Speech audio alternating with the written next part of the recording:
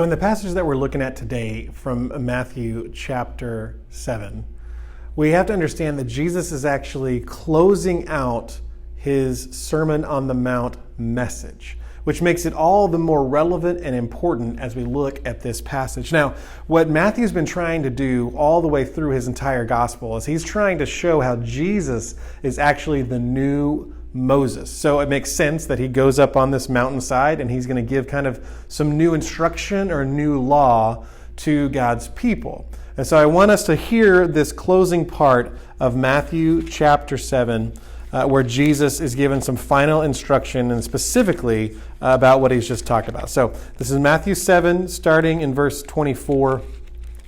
Let's read what it says. Therefore, everyone who hears these words of mine and puts them into practice is like a wise man who built his house on the rock. The rain came down, the streams rose, and the winds blew and beat against the house, yet it did not fall, because it had its foundation on the rock. But everyone who hears these words of mine and does not put them into practice is like a foolish man who built his house on sand. The rain came down, the streams rose, and the winds blew and beat against that house, and it fell with a great crash.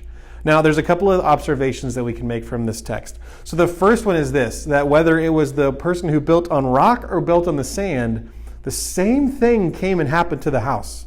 In other words, the storms came. I like how one commentator talked about it. He talked about the rains being some things that come from heaven, that sometimes God's going to put us in situations to grow us and to challenge us, and those rains are coming down. Or sometimes just the result of sin and the things that go on and the consequences, the floods are going to rise, right? And so they talked about how this is the storms that are being represented here. So no matter what, that thing came to either one of the foundations, whether it was built on the rock or if it was built on sand, right?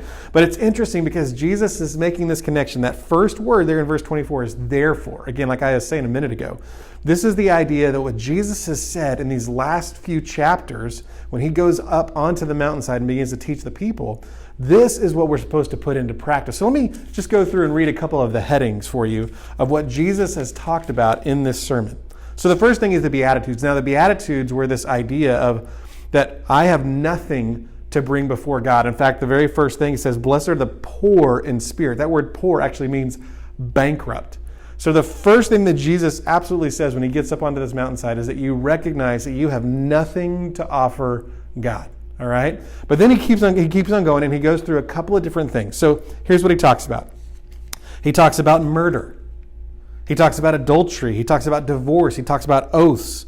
He talks about not getting retaliation, right? He talks about our love for our enemies, giving to the needy, prayer, fasting, treasures in heaven, not worrying, judging others, asking, seeking, and knocking. Now, then it gets a little bit more narrowed down. It gets down to the last two things that he talks about right before this passage are true and false prophets and true and false disciples, right? So all of these things, Jesus is mentioning stuff from the Old Testament, specifically from the Mosaic Law, but then he's saying, this is how I say that this should be applied to your life. And every single time, it's not about Jesus getting to the letter of the law. It's about Jesus trying to say it's about our hearts as disciples, right? And that's even how he's going to end when he talks about the true and false prophets. He talks about fruit. In fact, Matthew talks a lot about fruit within his gospel. But he says, by their fruit, you will recognize them. So in other words, the demonstration of our faith in what Christ has done, that humility that we recognize we have nothing to bring, is actually shown by what we do.